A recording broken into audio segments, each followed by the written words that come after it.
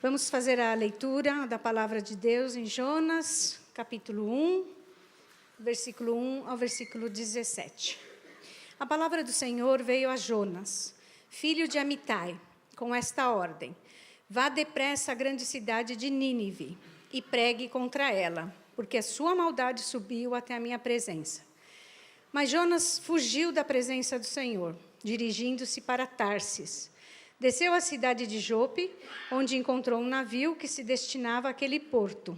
Depois de pagar a passagem, embarcou para Tarsis, para fugir do Senhor. O Senhor, porém, fez soprar um forte vento sobre o mar, e caiu uma tempestade tão violenta que o barco ameaçava arrebentar-se. Todos os marinheiros ficaram com medo, e cada um clamava ao seu próprio Deus. E atiraram as cargas ao mar para tornar o navio mais leve.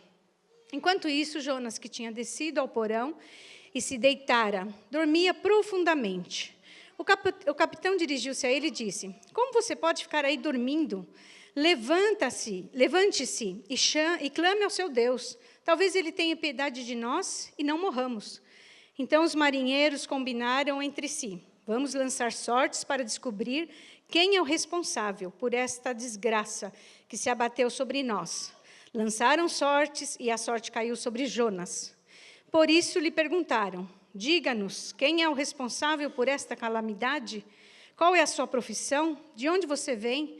Qual é a sua terra? A que povo você pertence? Ele respondeu: eu sou hebreu, adorador do Senhor, o Deus dos céus, que fez o mar e a terra. Então os homens ficaram apavorados e perguntaram: o que foi que você fez? Pois sabiam que Jonas estava fugindo do Senhor, porque ele já lhes tinha dito. Visto que o mar estava cada vez mais agitado, eles lhe perguntaram: o que devemos fazer com você, para que o mar se acalme? Respondeu ele: peguem-me e joguem-me ao mar, e ele se acalmará. Pois eu sei que é por minha causa que esta violenta tempestade caiu sobre vocês. Ao invés disso, os homens se esforçaram ao máximo para remar de volta à terra, mas não conseguiram, porque o mar tinha ficado ainda mais violento. Eles clamaram ao Senhor: Senhor, nós suplicamos, não nos deixe morrer por tirarmos a vida deste homem. Não caia sobre nós a culpa de matar um inocente, porque tu, ó Senhor, fizeste o que desejavas. Em seguida, pegaram Jonas e o lançaram ao mar enfurecido, e este se aquietou. Ao verem isso, os homens adoraram ao Senhor com temor, oferecendo-lhe sacrifício e fazendo-lhe votos.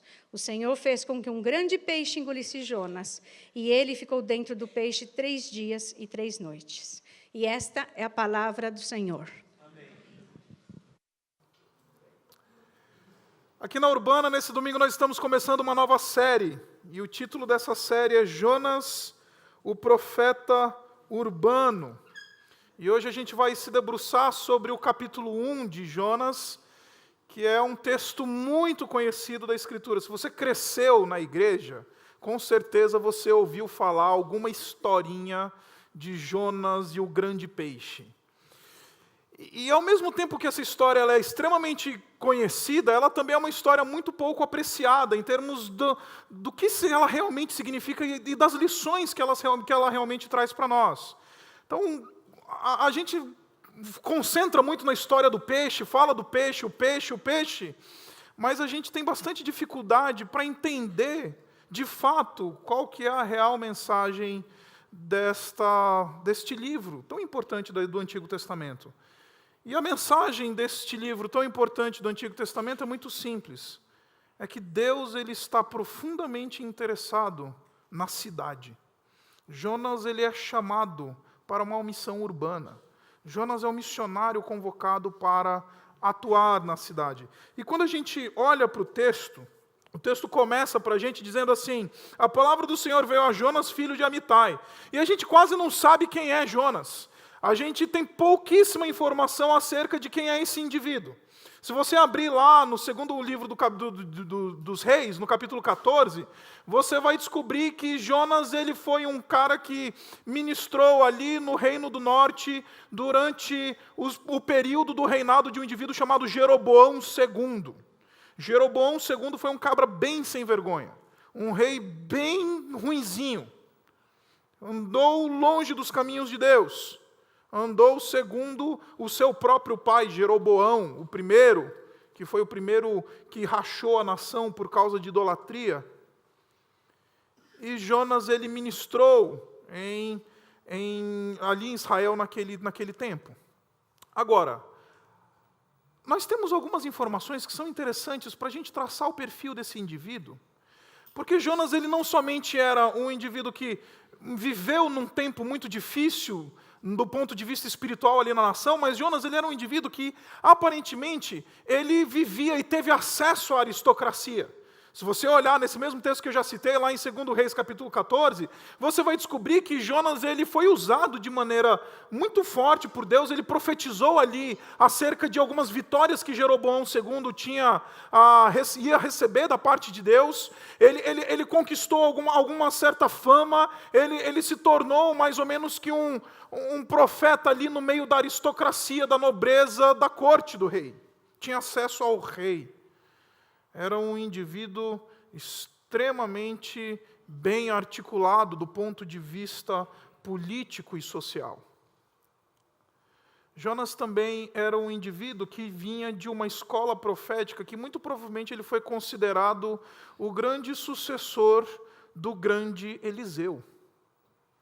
Sabe quem foi Eliseu? Eliseu foi o sucessor de Elias. E essa escola profética, ela foi uma escola profética famosa. A escola de profetas de Elias foi uma escola que deixou um legado enorme ali em Israel no período em que existiu.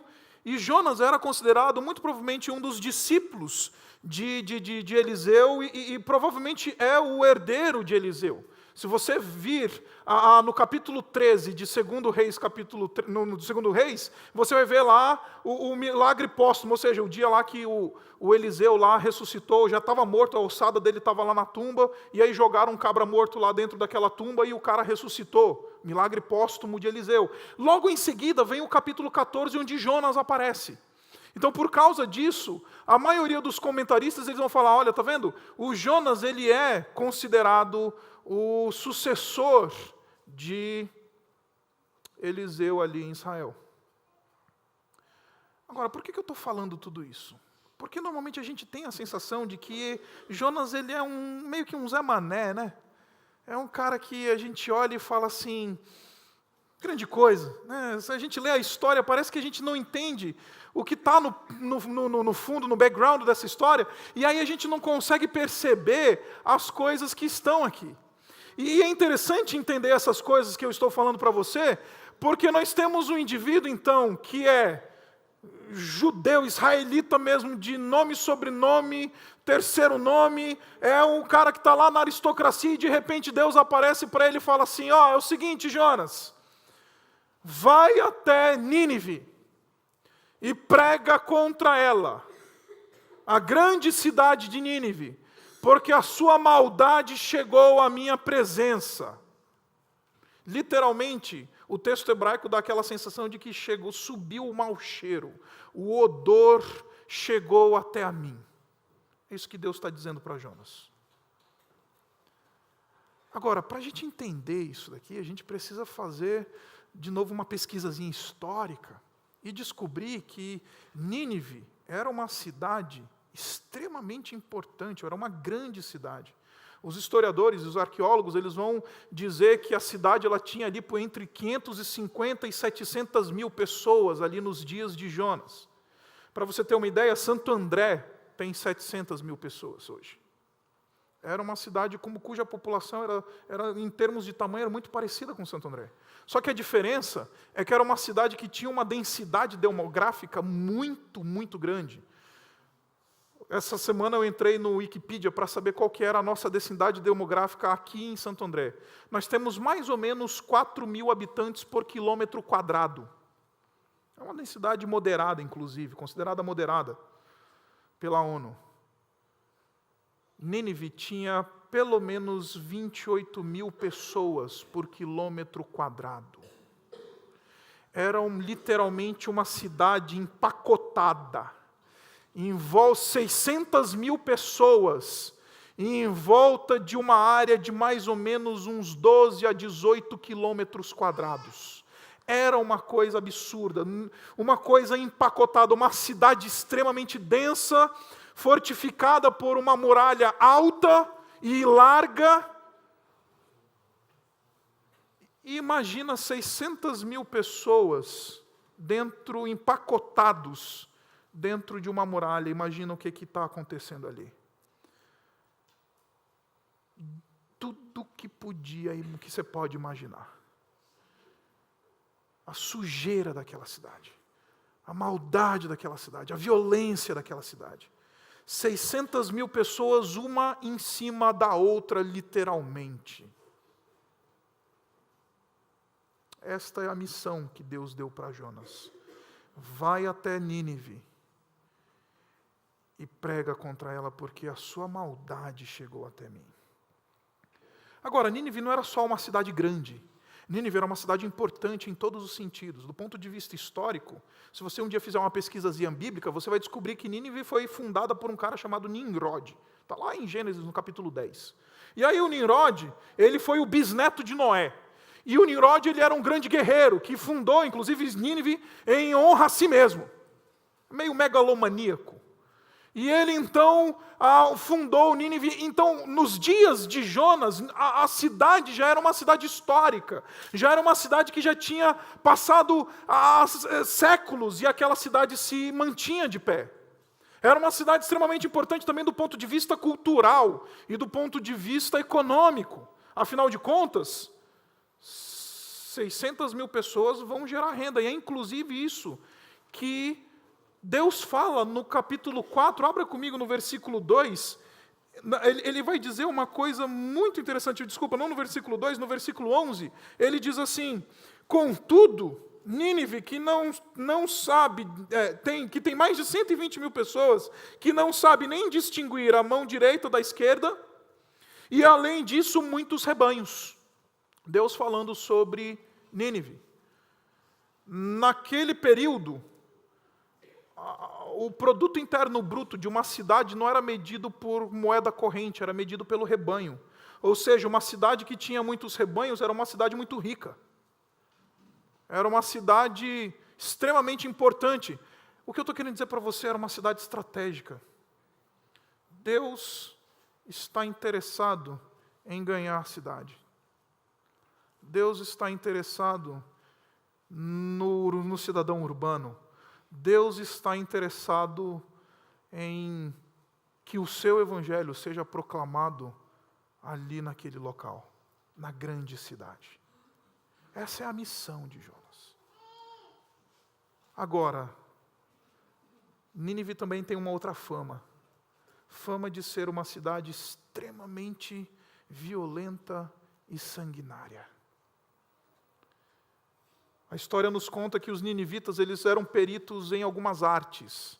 A arte do empalamento, que basicamente é fazer churrasco de ser vivo, ser humano.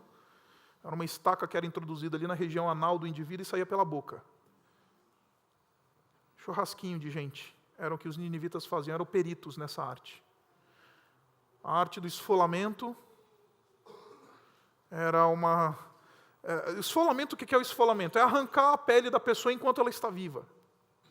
Os guerreiros ninivitas, eles faziam questão de trazer de volta as cabeças dos seus vencidos nas guerras como troféu. Isso é Nínive. Então os guerreiros ninivitas, quanto mais cabeça ele traz no seu de volta da guerra, mais graduado ele será. E Deus está falando para Jonas, é para esses cabras que você vai pregar, é para esses corintianos aí. Tinha que falar, né? Tinha que falar isso. Agora, uma coisa que é muito interessante, queridos, do ponto de vista religioso, Nínive era uma cidade que era cortada por um rio. E Nínive, na antiguidade, era conhecida como a cidade do peixe. E a gente vai ver nessa série que isso é extremamente importante para nós, porque fala de um grande peixe esse livro. A cidade do peixe, porque Nínive era cortada por um rio chamado Kosher, e esse rio, basicamente, os historiadores nos dizem que é de onde os cidadãos de Nínive, eles iam tirar a sua subsistência, ou seja, o povo pescava muito lá em Nínive. E as divindades, as duas divindades, especialmente um deus chamado Dagon, era representado por um peixe. Então a turma comia bastante peixe, adorava um peixe, era a cidade chamada Cidade do Peixe. E a gente vai ver por que isso é tão importante e por que é tão interessante saber que um homem que saiu de dentro de um peixe foi lá para ganhar as pessoas para o Senhor. Mas essa é Nínive. E é interessante quando a gente olha para esse texto, a gente vê uma coisa que a gente raramente vê no texto bíblico, em toda a palavra de Deus. Quando a gente olha para os profetas, para o ministério profético no Antigo Testamento, a gente normalmente vê homens, agentes humanos, denunciando a imoralidade, a violência, os problemas que estão acontecendo ali nos seus dias. Agentes humanos é que normalmente apresentam para Deus. Se você um dia quiser fazer uma pesquisazinha bíblica, vai lá para o profeta Abacuque. Abacuque começa a ver a situação ali no Reino do Sul, ali em Israel, tudo bagunçado, a lei frouxa, o oprimido, a opressão sobre o pobre, a justiça não sendo levada a sério, parecia Brasil, né? E aí então Abacuque chega para Deus, Deus, por que você está me fazendo ver essas coisas? Eu grito violência e você não me ouve. O interessante é que nesse texto, a gente vê o contrário disso. Não agentes humanos chegando para Deus e falando, Deus, a coisa está feia. É Deus chegando para o homem falando assim, ó, cara, o mau cheiro chegou até mim. E o que a gente aprende com isso? É que os nossos pecados, eles são levados a sério por Deus, mesmo quando a gente não leva eles a sério. Mesmo que a gente, às vezes, não leve a sério os nossos pecados, e a gente não os veja como pecados, né? A gente está na modinha de falar, não, mentirinha branca, né? Ah, não, isso e aquilo. Ah, não, isso daí Deus não leva a sério, não. E a gente cultiva alguns pecados pessoais que são os nossos ídolos, e a gente cultiva as nossas mazelas espirituais diante de Deus, e não tem problema nenhum.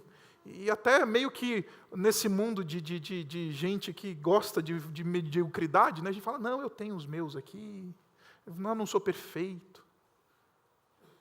A gente valoriza esse tipo de coisa dentro das nossas igrejas, veja, e não leva a sério o pecado como Deus leva a sério, a ponto de Deus ter que chamar a atenção. Ô Jonas, acorda, cara, se levanta, você não está vendo?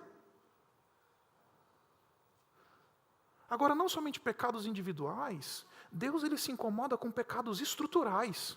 Deus se incomoda com estruturas sociais pecaminosas e opressivas. Deus está profundamente incomodado com uma nação, com uma cidade, que tem em sua dinâmica estruturas sociais opressivas. Não é só uma questão da imoralidade de um povo, não é só uma questão. Estamos falando de uma cidade cujo sistema inteiro está corrompido, cujo sistema inteiro está detonado, onde o pecado não somente mais se manifesta de natureza individual, mas também de natureza estrutural. Deus se incomoda com isso profundamente. Agora, deixe-me fazer um adendo para você. E de fato, Deus se incomoda com estruturas pecaminosas, estruturas sociais pecaminosas, estruturas econômicas pecaminosas. Deus se incomoda com isso, não tenha dúvidas disso. Só que me parece que a redenção disso não está em a gente querer inventar estruturas que vão querer remediar e redimir outras estruturas. A solução disso está na proclamação do Evangelho. Jonas não foi chamado para abrir uma ONG em Nínive. Jonas foi chamado tão somente para pregar o Evangelho. Porque se há algo que redime, se há alguém que redime uma cidade, estruturas pecaminosas, é Cristo. Ah, pastor, então você está falando que aqui na Urbana a gente não vai fazer nada de ação social? Não, pelo contrário, espera aí, dia 27, daqui 3 domingos, a gente vai lançar o IBU missional. E a gente vai falar sobre essas coisas, ação social. A gente vai falar sobre essas coisas porque essas coisas são extremamente importantes, sim. Agora, a redenção de uma cidade, a redenção de um povo, a redenção de estruturas pecaminosas, não está em ideologias, partidos políticos ou qualquer outra coisa. Está na proclamação de Cristo e este ressurreto. Cristo transforma pessoas, e pessoas transformadas transformam estruturas sociais. E a gente acha que a gente tem que virar ONG hoje em dia.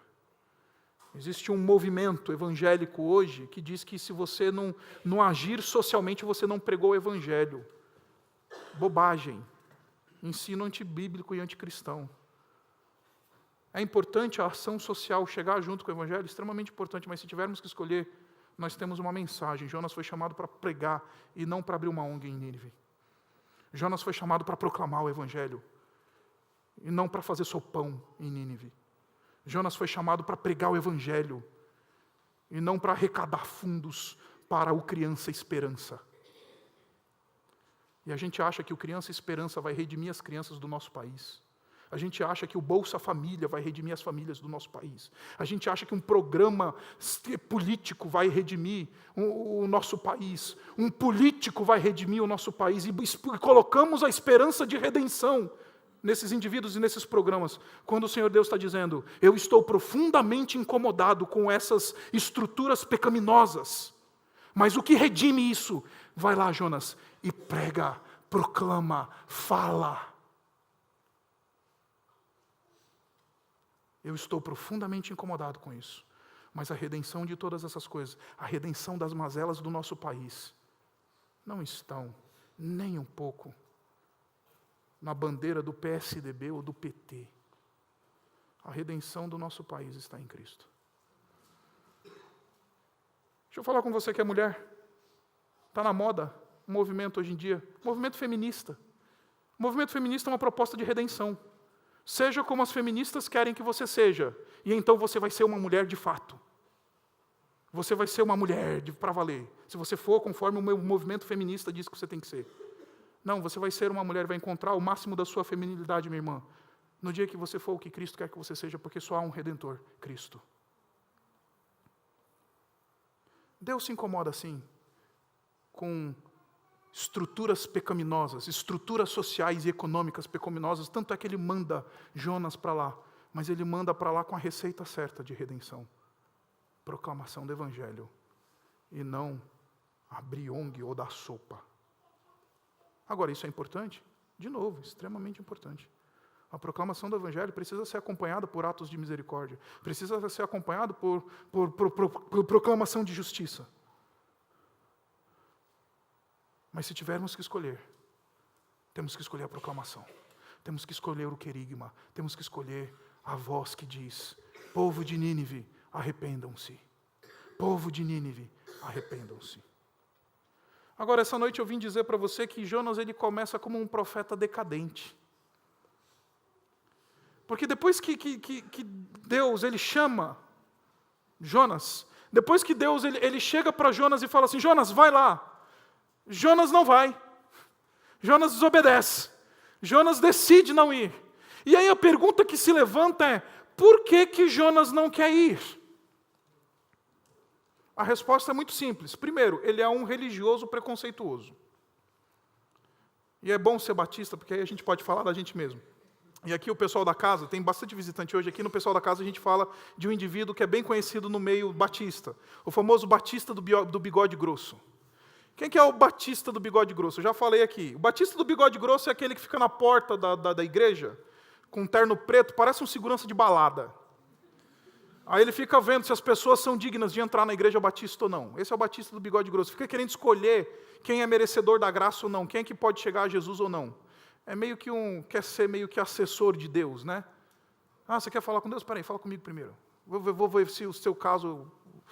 Vê se você merece a graça de Jesus. Vê se você merece essas coisas. Jonas, lá no capítulo 4, no versículo 2, ele reconhece exatamente isso. Ele diz assim, olha só que interessante, ele orou ao Senhor e disse, Senhor, não foi por isso que eu disse quando eu ainda estava em casa? Foi por isso que eu me apressei em fugir para Tarsis. Eu sabia que Tu és Deus misericordioso e compassivo.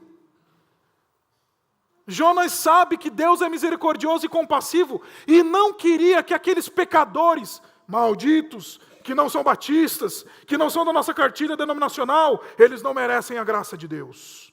Eles não merecem. Você sabe para que time os ninivitas torcem, né? Então, não merece. Não sei o quê. E lá. E a gente fica querendo dar uma de assessor de Deus hoje em dia. Igual o Jonas, tem que tirar o piercing para entrar na minha igreja, para conhecer Jesus.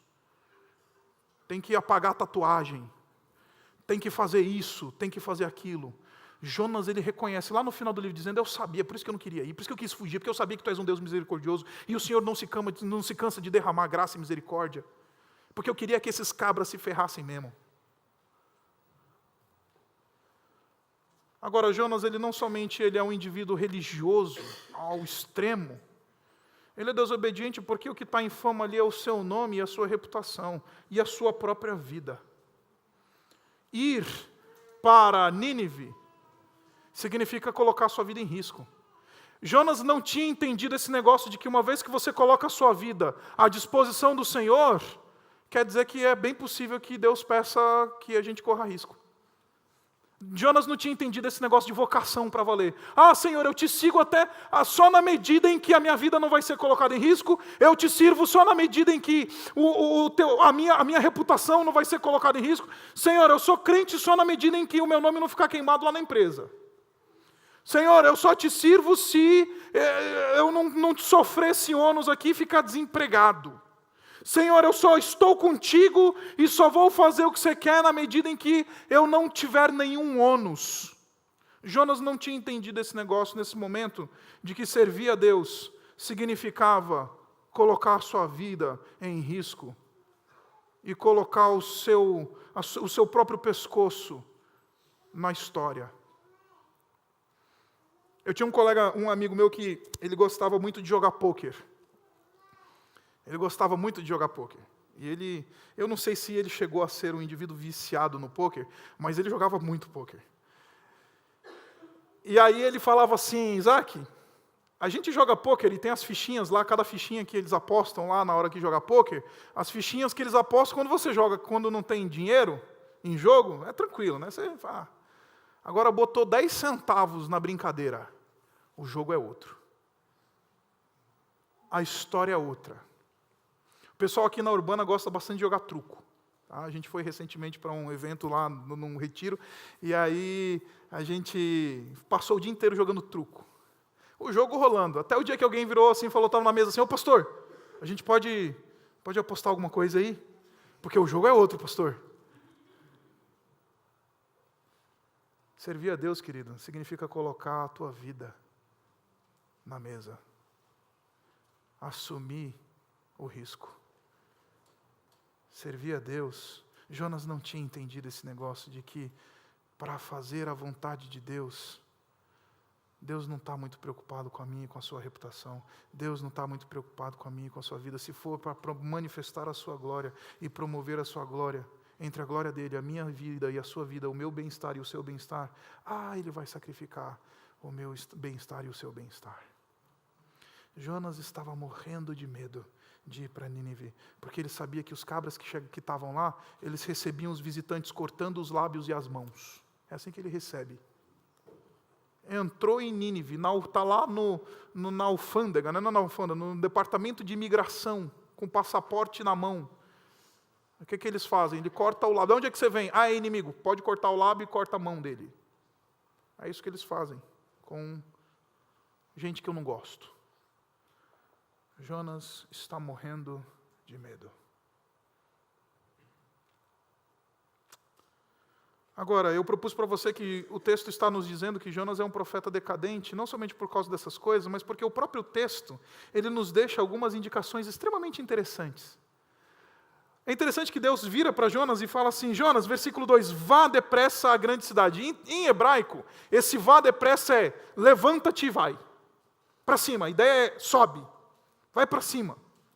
É para cima. O texto está dizendo, a vontade de Deus é que você suba.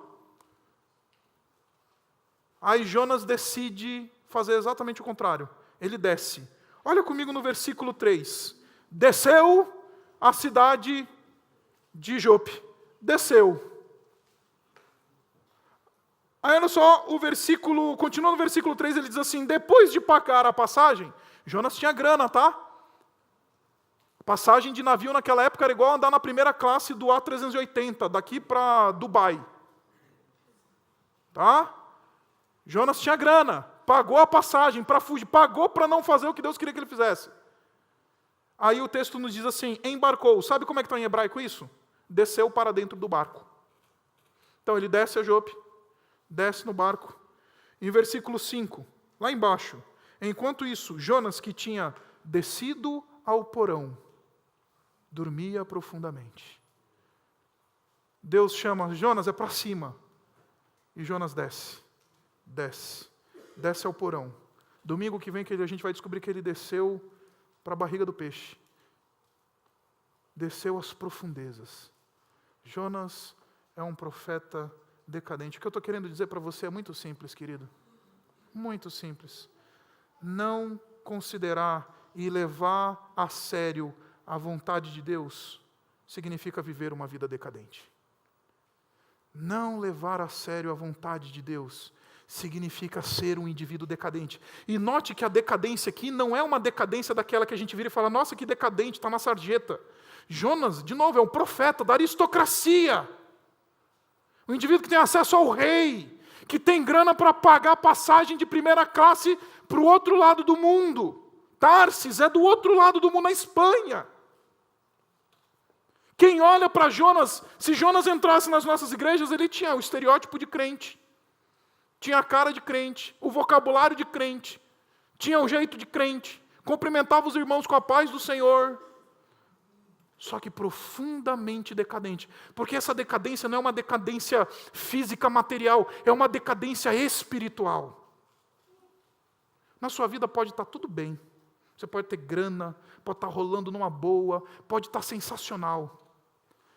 Mas quando nós não estamos vivendo a vontade de Deus, somos decadentes, ainda que a coisa esteja indo bem, aparentemente bem. Jonas é profundamente decadente, porque não levou a vontade de Deus a sério. Porque não levou o plano de Deus a sério. Rejeitou a ordem de Deus. Este é um profeta decadente. Agora, o texto continua, e ele vai nos dizer algumas coisas muito interessantes, porque logo em seguida vem a tempestade, né? Jonas entra no barco, o barco zarpa, e eles vão passando ali pelo mar Mediterrâneo em direção à Espanha, e é interessante que o versículo 4 diz assim, o Senhor, porém, fez soprar um forte vento sobre o mar, ou seja, vem uma tempestade terrível. E é muito interessante porque aí começa o drama da coisa aqui, o drama. E aí a gente fica pensando, porque a gente é legalista, vamos ser honestos, né? Nós somos profundamente legalistas, né? E aí a gente lê esse texto, está falando assim, está vendo? Deus está pesando a mão. Deus está pesando a mão. Deus está trazendo tempestade, porque se você não der o dízimo, os celeiros, os gafanhotos virão sobre os teus celeiros, não é assim que a gente fala, né? Deus pesa a mão. Não, querido, essa tempestade, ela não é uma tempestade de juízo. Essa tempestade é Deus usando essa tempestade para duas coisinhas que eu quero propor para você. A primeira delas é para que Jonas se encontre primeiro consigo mesmo. Olha comigo, lá no versículo 8. O barco está prestes a afundar, o negócio está desandando totalmente, o mar está revolto, aí chegam os indivíduos e falam assim, olha, vamos lançar sorte e ver sobre quem caiu, porque tem alguém aí que está com a zica. Tem alguém que está zicado, a gente tem que descobrir quem é a razão desse problema aqui. Aí lançaram sortes, caiu sobre Jonas. Aí os homens chegaram, os marinheiros foram atrás dele e falaram assim, diga-nos quem é o responsável por esta calamidade. Aí eles perguntam, qual é a sua profissão? De onde você vem? Qual é a tua terra? A que povo você pertence? Outro dia eu fui fazer umas compras com a minha esposa, e aí a moça lá da loja virou para mim e falou, querido, você não quer fazer aqui o nosso perfil, aqui, deixar o seu cadastro aqui na loja e tal, para a gente mandar para você depois alguma promoção e não sei o quê? Eu falei, beleza. Aí ela, tá bom, seu nome? Isaac Sixu de Oliveira. Tá bom, obrigado. Seu CPF, tá. Então, sua profissão? Eu sou pastor. Quê? pastor. O que mesmo? Pastor. Ah,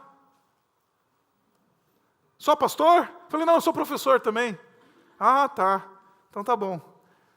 Qual que é a tua profissão, Jonas? O que você faz, cara? Qual que é a tua, bicho? Quem é você? É isso que eles estão perguntando para Jonas. Quem é você? Aí a resposta de Jonas é sensacional. Ele vira e fala assim, caiu a ficha. Eu sou hebreu. Versículo 9. Adorador do Senhor, o Deus dos céus, e que fez o mar e a terra. Eu tenho a sensação, queridos, que a maioria das tribulações e das tempestades que batem na nossa vida, elas são tempestades que não são juízo de Deus. Não é Deus pesando a mão. É Deus nos dando uma bela de uma oportunidade para a gente olhar para dentro do nosso coração e se encontrar com a gente mesmo. E descobrir quem a gente é. Olhar para o espelho da alma e falar, quem é que eu sou mesmo?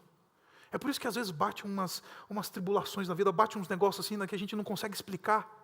É Deus dando uma chance, falando assim, quem é você?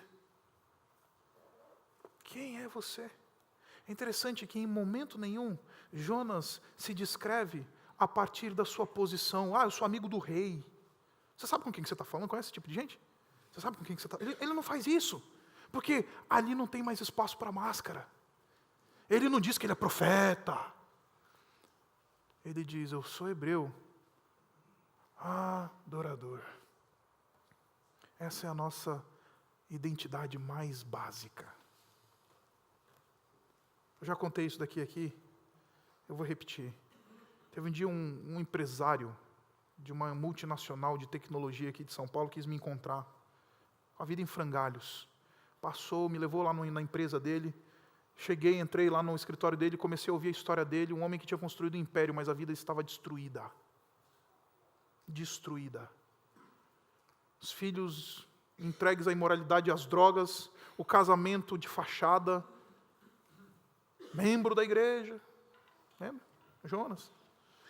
Aí, sabe, o Espírito sopra uns negócios assim, às vezes, na nossa mente, assim, na nossa cabeça, que é pastor. Aí, não é só quando é pastor, não. Sopra também, às vezes, na gente. Tem que soprar. Aí eu falei, acho que esse cara não sabe quem ele é. Aí eu perguntei para ele, falei, fulano, vem cá, quem é que você é? Aí ele, como assim, pastor? Eu falei, quem é você? Aí ele falou, sou o fulano de tal. Eu falei, eu não perguntei teu nome. Eu perguntei quem é você. Aí ele estranhou. O que você está querendo saber, pastor? Ué, você não entendeu? Quem é você? Eu sou o pai do ciclano e da ciclana. Eu não perguntei quem são teus filhos. Eu perguntei quem é você. Eu sou vice-presidente de tecnologia. Falou o nome da empresa. Eu falei, não perguntei onde você trabalha. Eu perguntei quem é você. Não sabia quem ele era. Não sabia quem ele era. Aí quis me falar os diplomas. Não, eu me formei na faculdade de Itajubá, Universidade Federal de Itajubá, engenharia. Fiz Harvard, fui para a escola de negócios da China, e não sei o que, barará. Eu falei, não perguntei os seus diplomas, eu perguntei quem é você, cara. Quem é você? Desabou de chorar. Ele virou para mim e falou, pastor, eu não sei. Eu falei, pois é, porque a nossa primeira identidade não é o império que a gente constrói, não são as coisas que a gente tem, não são os relacionamentos que a gente desfruta. A nossa primeira identidade é, eu sou adorador do Senhor, que fez os céus e a terra. Caiu a ficha. A tempestade, Deus manda para que a gente possa olhar para dentro do coração.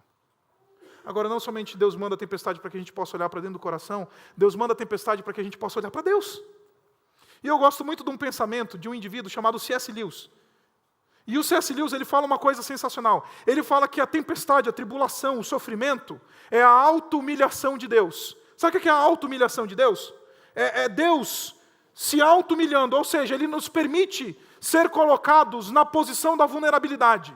Deus vai tirando todas as coisas que aparentemente são aquelas coisas que a gente se agarra, né? O emprego, a saúde, a família. Deus vai tirando, vai permitindo que essas coisas sejam retiradas. Conhece a história de Jó? É assim. A história de Jó é Deus levando Jó para a vulnerabilidade. O emprego, a riqueza, o dinheiro, as coisas, Deus vai tirando. Não tem mais onde se agarrar, não tem mais escudo para se proteger, não tem mais quem ajudar. Vulnerabilidade, prazer. Isto nós chamamos de vulnerabilidade. Aí quando a gente já não tem mais nada, é neste cenário que Deus se apresenta e fala assim: agora olha para mim porque eu sou o resto. Agora olha para mim porque eu sou o que sobrou, eu sou a sobra. Deus nos levando para a vulnerabilidade, Ele está se auto-humilhando. Deus está dizendo: chegou no chão da terra, no pó, está no fundo do poço?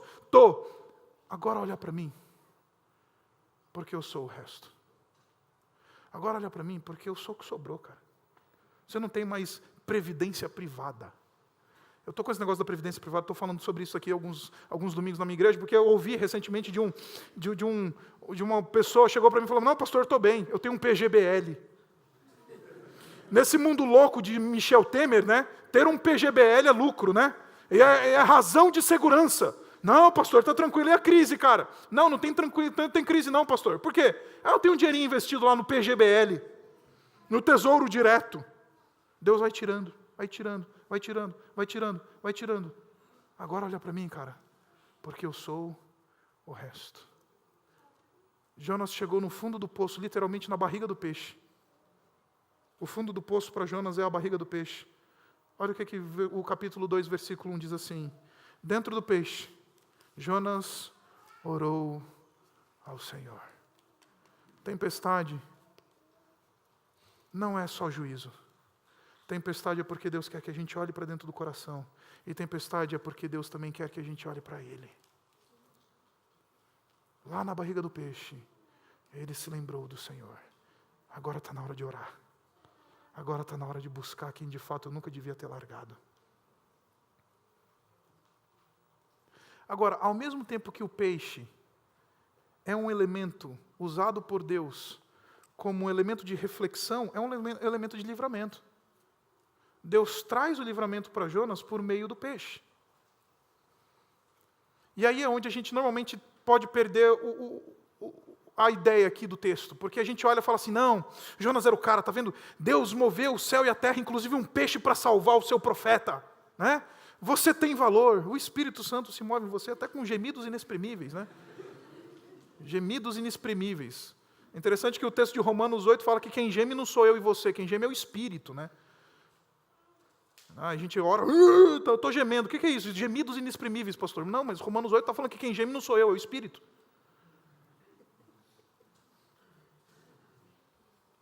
E aí a gente acha que a gente é o cara, né? Não, sabe por que Deus manda o livramento na figura do grande peixe? Porque Deus é fiel. Porque Ele tem uma missão para Jonas. Deus tem um plano para Jonas. E esse plano vai ser realizado. Não é porque Jonas é o cara, é porque Deus quer usar Jonas. Deus manda o peixe, não é porque Jonas merece o peixe, é porque Deus tem um plano para Jonas. É porque Deus ele é fiel antes de tudo a Ele mesmo, no seu plano de ir pregar o Evangelho para uma cidade profundamente carente, para uma cidade que precisa ouvir o Evangelho do Senhor Jesus. Uma cidade que precisa desesperadamente do profeta ali, comunicando uma mensagem de arrependimento. Então eu queria que você saísse daqui essa noite com isto na cabeça. Nem toda tempestade é tempestade de juízo.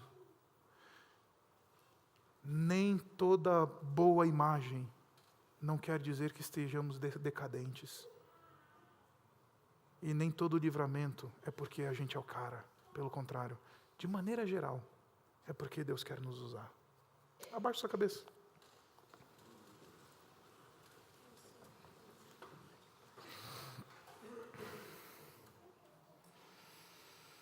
Esse é o primeiro episódio, somente o primeiro capítulo deste livro fantástico. Um livro que ensina tanto a gente. Um livro que mostra para a gente quem a gente é. Que mostra para a gente que se a gente deixa de lado as coisas do Senhor, a gente vive uma vida decadente, ainda que não esteja aparentando, ainda que a gente não esteja na sarjeta. Uma vida que a gente não pode estar apegado aos nossos valores racistas, batistas, religiosos, seja o que for. O livro de Jonas nos diz que a tempestade e o mar revolto é porque Deus ele quer que a gente olhe para dentro do coração, e também porque Deus quer que a gente olhe para Ele. Então olha para dentro do seu coração essa noite e lembre-se da fidelidade dEle, porque é a fidelidade de Deus que provê o peixe como livramento. Porque Deus tem um plano. Então essa noite, saia daqui com essa mensagem. Saia daqui com esse pensamento: Senhor, me ajuda a levar a sério a Tua vontade para a minha vida. Andar dentro do Teu plano e desfrutar da Tua fidelidade, porque Tu és fiel. Obrigado, Pai, por esse tempo. Obrigado porque o Senhor nos conduz.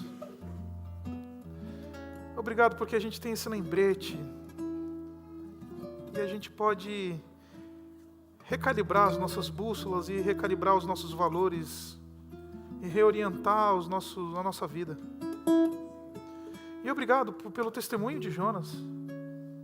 Não permita, Pai, que a gente viva uma vida decadente. Não permita que a gente desconsidere os Teus planos. Não permita que a gente desperdice as tempestades que muitas vezes o Senhor permite que venham sobre a nossa vida. Não permita, Pai, que a gente não tenha um tempo para se encontrar com a gente mesmo. Que as tempestades não nos ajudem a Te encontrar. E que a Tua fidelidade, a Tua provisão, o Teu livramento, o Teu agir na nossa vida nos lembre de uma coisa: é porque o Senhor quer nos usar. Então nos usa, Pai. Faz de nós um povo sério na missão de pregar o Evangelho a uma cidade profundamente carente. Nós oramos assim em nome do Senhor Jesus. Amém.